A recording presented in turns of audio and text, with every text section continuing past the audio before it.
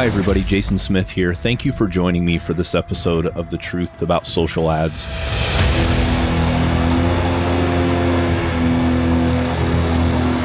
I'm an agency owner specializing in Facebook and Instagram ads, and I have dedicated my professional life to helping you learn what others won't tell you about Facebook ads.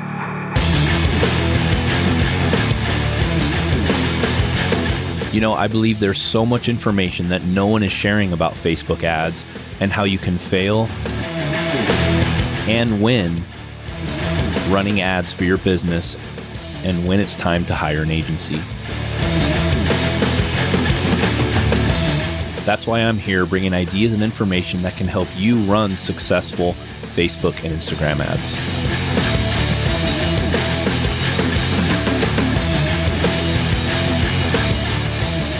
Hey everybody, hope you're doing well. Welcome to another episode of The Truth About Social Ads. This episode's going to be super cool. First time we've ever talked about our audit process and what we do when we bring on new clients, what we look for. So I'm super excited about this because most people think businesses are qualifying us, but we're doing the same thing when we do an audit and the things we look for when we bring on a client. So Eric, what's up, dude? Hey, let's do this. I'm excited about this one. This is a cool one. Yeah, I think this one will be super awesome, super informative. And again, this is our agency. We don't know what other agencies do. Well, we kind of have an idea, but it's super cool for us to be talking about what we look for when we do audits, and we're qualifying the customer just as much as they're qualifying us, right? Yeah, and let me add to that too, what you just said. So we have a couple of other really good agencies. I'll give a couple of examples. Solate, which is a really good Google agency. OMG Commerce, which is a really good Google and Amazon agency. And they both do a little more than that. But you know, when Jason says, basically they do audits a little differently. And so we always consult with them like, hey, what do you guys look for? What are your requirements? And we ask them. Jason's in like 4 masterminds. Well, really like 3 major ones. Mm-hmm. And we ask other agency owners, what are you guys looking for in taking on clients? So in this episode, we want to let you as the client know what we are looking for. And also this may be helpful if any agency owners are listening too on how to qualify your clients that you're taking on. So we're challenging you to bring as a client, or we get a lot of potential clients listening to our podcast. So this is what we're looking for. Yep. Awesome. Yeah, this is super cool. And this is probably the most exciting thing for me, is talking to new businesses, getting to know other brands, helping other brands. And of course, I kind of gravitate towards certain brands, but we love them all. I mean, there's some brands out there that I'm like, holy crap, this is so cool. You know, we really want to work with them. So we're going to kind of go over a bunch of things. And this podcast should actually be super short because it's to the point, it's easy to understand. And yeah, so I think the first thing that we look at right off the top is our overarching question is always, how much are you spending on Facebook last 30 days? Or how much do you spend in 30 days on Facebook? And, you know, it's funny because that's a trick question a little bit, because we've taken on brands that have a humongous Amazon business. They've never even touched Facebook ads. You know, they're making $500,000 a month in revenue on Amazon, but they've never gone the Facebook route. And we've taken them on and grown them exponentially, and now they're spending $500,000 a month on Facebook. So the spend question can be a little elusive sometimes, because if you tell me, oh, I'm spending $2,000 a month, I'm gonna be like, well, yeah, we're a little ahead of that. We probably don't want to waste our time. And it's not that it's a waste of time, but we may not want to talk to you because you're only spending $2,000 a month. However, there's a caveat there, always is, right? I mean, what if you were spending $20,000 before, and because of the iOS update, now you're only spending $2,000 because you think you're wasting money. So there's a lot of variables to the spend question. And what I don't like to do is completely just say no when I hear low spend numbers on Facebook or Instagram, because what if you have a killer Amazon business, you know? Well, and also, what if your Google ads are freaking killing it and you're spending $100,000 a month, you know? Yeah. And also, to add to what you were just saying, a lot of people have come to us recently and they've said, hey, I was spending $170,000 before iOS. They don't have the tools, the tracking tools that we have. And so they reduced their spend down to like some of them like 10 because they didn't know what to do. And so with the tracking tools, we can scale them back up.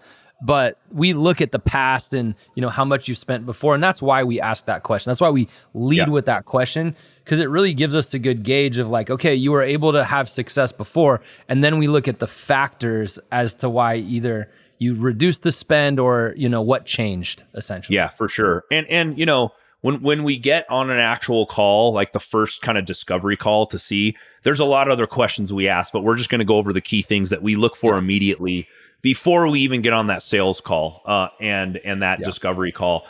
So we've got spend.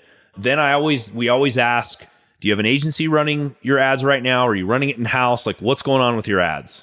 And of course, we get the gamut of answers. Yes, it's in-house, but my buddy's running the ads or whatever. Or, yeah, we have an agency and they came very highly recommended, or we've been screwed over. I mean, we've heard it all, right? When it comes to running their ads. So that's obviously an important question. And then my thing to avoid agency hoppers, like we were talking about in the last episode, is, okay, you have an agency running your stuff. What are they doing in your opinion that you don't like and that's bad, and the reason for you wanting to change and switch up agencies?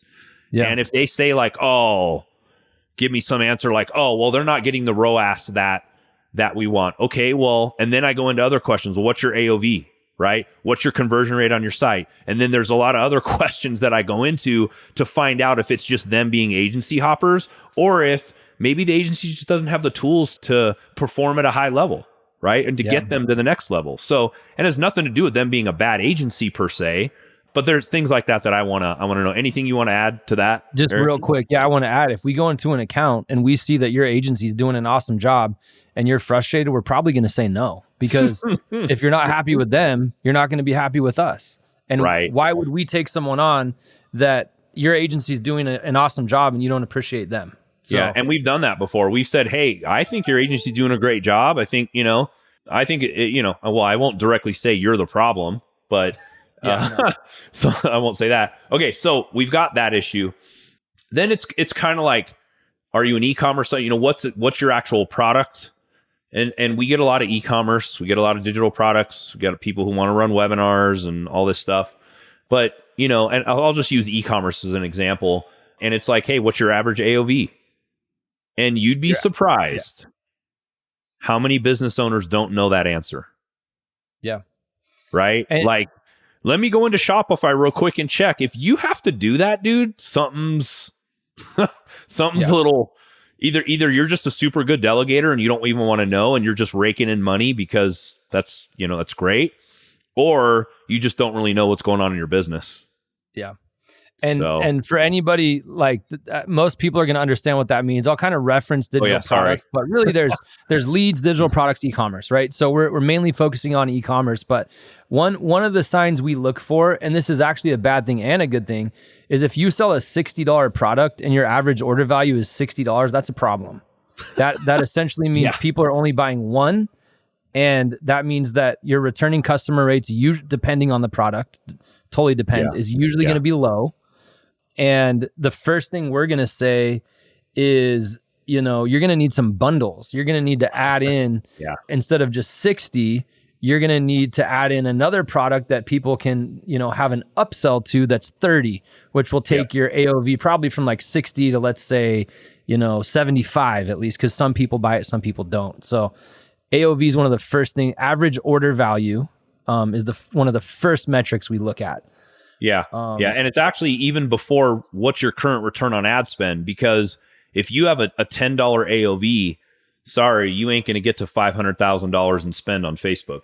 Yeah. For sure. And then it's just like, we don't even need to talk. So let's go ahead and end this conversation. But so AOV is important. Again, Eric kind of explained the whole gamut there, so I won't get into it. So average order value, what's your returning customer rate? That's a big one for me, because I don't want to do the one-offs. Like, all we're doing is driving cold traffic. It's an impulse buy, and that's all you're getting. Because then that's going to make retargeting really hard. And that just means that, your product isn't as good as you think it is, maybe. So that's important. Let me throw out one more thing, and I'll transition into where you're going next. But as far as the AOV, if you're an e-commerce store, my favorite reference is Dr. Squatch. Look at their bundles. Like, look at the way that their site's laid out. Another really good one. I know this sounds just like, cliche, but look at Amazon. The Amazon pages are set up that way for a reason. I actually love shopping on Amazon because all the recommended products are relevant. All the information's there. There's a video, there's explanations, there's specs, there's, layouts of the inches and diameter of the products. Yeah. So that's a really good reference also. And then moving into next is the returning customer rate. One thing I'll say with this is it varies. Some brands are as low as 10%. Some brands are as high as 90%. It just really depends on your warm and your cold traffic. And we can turn the dial on that when we're doing your paid traffic. Partially, it's due to email and text, but your returning customer rate is a metric we're going to look at. We're going to analyze your brand and we're going to say, whoa, your returning customer rate's 90%. We'd be more comfortable if it was at 40 to 50. You're burning out your warm traffic, your return customers. We need to prospect more. So that's an important metric for us. And then anything there before I move to the free shipping? No. And if you don't have a high customer return rate, maybe think about what you can do to get customers coming back.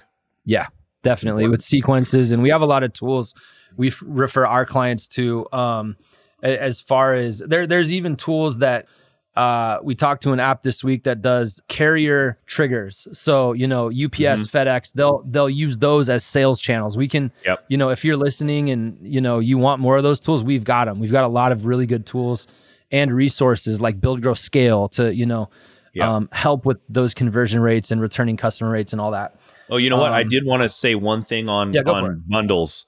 Bundles, what we've seen, and we've spent a lot of money testing this and millions of dollars testing this. What we've seen is if someone buys a bundle from your site, and there's actual data on this, they're 76% more likely to come back and buy from you again if they start off and their first purchase is a bundle. I actually did not know that. That's awesome. Yeah, it's pretty cool. I've actually dove super deep into this. It's been probably 6 months or so, but it's a huge deal. When you have a bundle and they're willing to fork out, let's say $100 on a bundle rather than 30 on one thing, they're actually at a huge advantage to come back and purchase again. So if your bundle's valuable. So if you get them to buy things that they buy $100 bundle and then they only really feel like they value $20 of that bundle, they're not going to come back. But if you get a bundle and you're like, oh, it's shampoo, just as the Dr. Squatch example, it's shampoo, it's conditioner, it's beard oil, whatever it is, like you're going to go back and get all that stuff again. So make your bundles good, right? And if not, you'll have a returns problem. Yeah, and that's actually what I do I have a pretty long beard, and Live Bearded is like my product of choice. And if you guys are listening, love to have you on. But that's what they do that to me all the time, and it's great. I'm like, dude, I got to buy this little mustache like tamer. You know what I mean? They add that in there and it's an extra $15. And then, oh, actually this new scent just came out, add this. And so I end up spending $200 because I get all these things that I'm actually going to use. Yeah. Yep. So, exactly. So yeah. Awesome. All right. Next is the free shipping threshold. So this is an important one. On average, and I've said that, I say this over and over because it's from Build, Grow, Scale, is you want your free shipping threshold to be about 10 to 15% above your average order value. So let's say that you have a $60 product. You're going to want your AOV to be in about the 75. That's, let's just round it. Let's say round up $75 range. And the reason you want that is so that they have incentive to spend more money so you have more margin in your product. So that's the rule of thumb there. When we see $50 products and free shipping on orders over $50, that doesn't make sense because that doesn't give people an incentive to buy more things on your site. For sites with one product, obviously you can do that where you say buy another one, like buy two, get three free, buy two, get one free. Yeah. But on average, you want your AOV, average order value. You want your free shipping threshold to be 10 to 15% above your average order value. Yeah. And it kind of sucks that we even have to be talking about the whole free shipping thing, but we live in an Amazon world. And I bet you 75 or 80% of people who see a Facebook ad go to Amazon to see if they could get it for free shipping. Yep. Their people are doing it all the time. Yeah. My wife does it all the time. And so that's the realistic fact. So, and one of the other important things, and we don't necessarily look for this new, but it just popped into my head because I've dealt with this in the past with clients and talking to them about this, is if you're selling on Amazon, your Amazon business is super big, don't try to jack your price up on Shopify and make it $10 more, because then they're going to go to Amazon and go, oh, I can get it for free shipping and I can get it for $10 less. Like, screw these guys. Like, they're just trying to scam us. Right. So make sure your Amazon price is the same as, your online Shopify store or WooCommerce, BigCommerce, whatever platform you're on. And then also the thing is like, there's just that trust there with Amazon. Like if people get free shipping, it's more than just the free shipping. And this is just adding on to what you're saying. On top of what Jason said, it's also the fact that they trust Amazon. They know that Amazon's going to deliver when they say, usually under or over deliver. Yeah. So a lot of times they'll say it'll be there by 8 p.m. and it's there at 10 in the morning. But they're also, if it's going to be late, you just look at your order and it'll say delayed by 2 days, we'll be here at this time. Right. Whereas they don't trust individual stores as much. And that's it might not be even your fault as a company. It might be because they've had bad experiences with 5 other companies, but they just don't trust companies as much as they trust Amazon unless they've purchased from you previously. Yep. Yeah. And then I think brings us to the next thing that I ask is like, okay, what's a realistic return on ad spend that you need to be at, right? And I'm saying realistic because that's a major thing here. I don't want to hear you want to be at a 20x, right? Like, what's a realistic return on ad spend that you need to be at to make you money? And the average, I will tell you, I'm not going to go into details about this, super detail, but the average e-commerce store today, with all the shipping on demand and all that stuff, the average e-commerce store needs about a 3x return on Facebook to be profitable. Yeah. And again, there's tons of variables that go into if you're going to be at a 3x or at a 1x. And you don't have to listen to us if you don't want to. But we kind of know what's going on Facebook and Instagram, so you should listen to the suggestions that we have on return on ad spend. And then the other major thing for me is, what are your margins? Like, that's a huge deal. And it's funny because, everybody's got kind of a different answer for this. But if you have decent margins, the better you're going to look on Facebook and Instagram when you do advertising. That's just it. Bottom line. And you know what, Jason? I'd also be surprised at how many business owners don't know their margins. Yeah. So that's like the most important thing. Yep.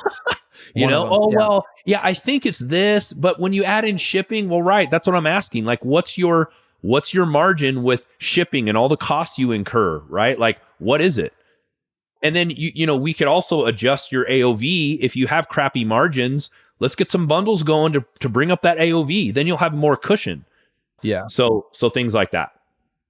Totally. And it's, I got a good view of how different companies look at margin. I've worked with Best Buy and Target and Sport Chalet and very loosely with Costco. I wasn't very involved, but I did get a breakdown of the Costco program. And every company, the margin will make or break the company. And obviously, the e-commerce store owners that know about this are like, duh, of course. Yeah. But you know what I want to do, Jason, is this episode, what we wanted to give you guys was what we look for in an audit. That was primarily e-commerce based, but real quick to end the episode, let's just run through some things that we look for in the Facebook ads, because that's what we look for in the audit. And I know you've touched on a couple, but to end it off here, let's talk about what we look for when we look through your Facebook ads. And one of the first things we look for is, how is the account structured? And we have a very specific way that we structure as a baseline. And then we have all kinds of other tactics and strategies that we'll add in. And so we can look at an account and go, damn, this agency was good. Or, wow, how did you make it this far? So the first thing we're going to look for is, how is your account structured? Yeah. And for us, it's top, middle, and bottom of funnel. top of funnel is your prospecting, your cold traffic. Your agency should be getting you new leads coming in, and it should be effective. There's no way to define it. That's completely different for every brand. Next, your social audience, engaging with them, middle of funnel. Next, bottom of funnel, and retargeting with product catalogs and, dynamic product ads. Yep. Jason, do you want to just real quick run through some of the Facebook stuff you look for when you're doing audits? Really quick, not to go into too much detail, but how the account structure, like Eric said, super important. Believe it or not, what I look for is nomenclature. Is it clear, precise nomenclature in the account? If it's not, then that definitely needs to be addressed right away. What audiences are you running? What audiences are you not running? I go into the audience section and I look at all the audiences that have been built. And I'm telling you, by line number 5, I can tell if they're doing a good job or not. Yeah. So, and then there's that. Creatives is a huge deal. This is probably one of the most common things I see across the board is the same ad copies being used for top of funnel, middle of funnel, and bottom of funnel. Yeah. Right? Like, come on, guys. Like, give me a break, dude. Like, and again, you'd be surprised at how many big companies are doing this, Yep. Or they may not even know what's going on in the ad account, right? Like, I mean, come on, man. And then running the same creatives for top, middle, and bottom, the same videos, the same images, and it's like, come on, dude, not using DPAs, not using top of funnel DPAs, bottom of funnel DPAs, or dynamic product ads. Like, that's a huge deal. And Pixel may not be set up correctly. Your Pixel may not even be connected to your product catalog that's feeding into Facebook, So there's tons of different things that we look for in the audit. And we've now started doing a video audit because the paper audit got to the point where people were like, dude, I don't want 20 pages of jargon about Facebook. Yeah. So I literally, we go in now, we do a video audit. We also look at your Shopify store, what your conversion rate is, what your AOV is, because you'd be surprised. I'll get on a call with somebody and they'll say, hey, my conversion rate is at a 5. I'll go in there and it's at like barely a 1. Yeah. Things like that we've got to talk about that stuff. So, and then again, like I can figure out pretty quickly in the ad account what ROAS they need to be at to be positive based on the numbers I look at in Shopify. AOV, returning customer rate, conversion rate on your site. Now, I will say this.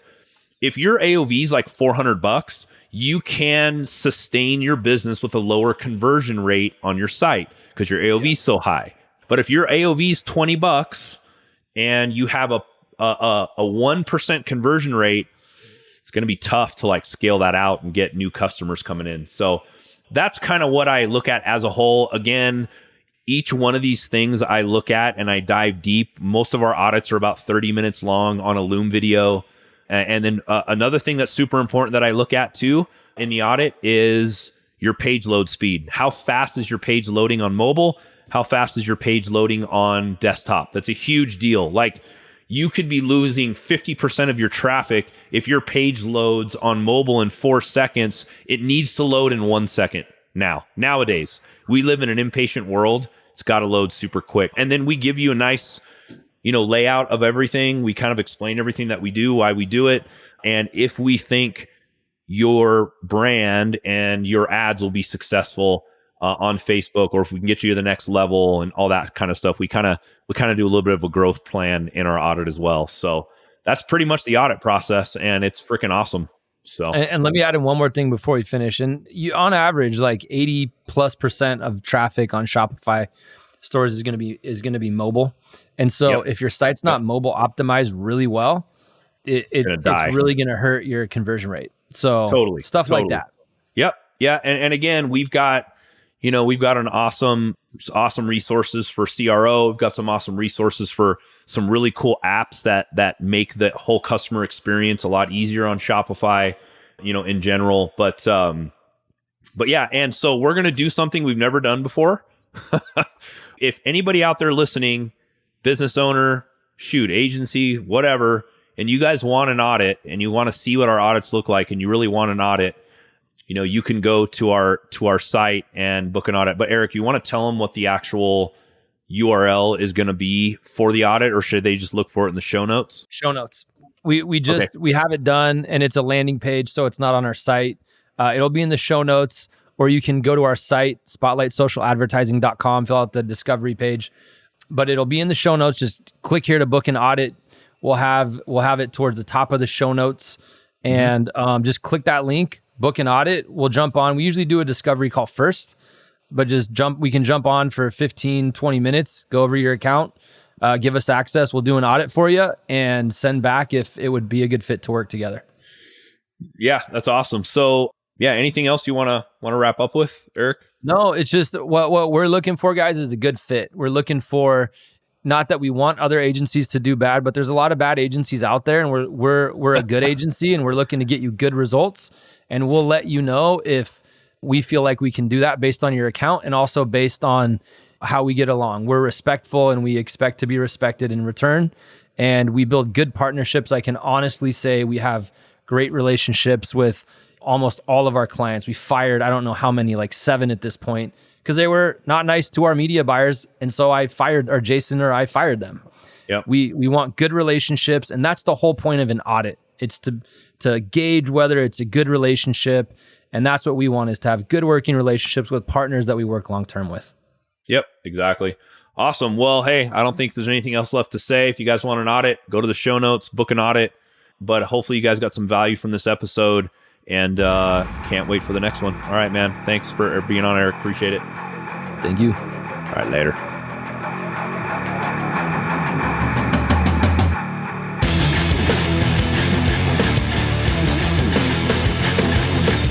Hey, thanks so much for listening to The Truth About Social Ads. I really hope you enjoyed the episode. Please visit our website at truthaboutsocialads.com for show notes and additional episodes. And if you have time, please subscribe to the podcast, and please consider rating and reviewing the show if you enjoyed it. That will help other people find us.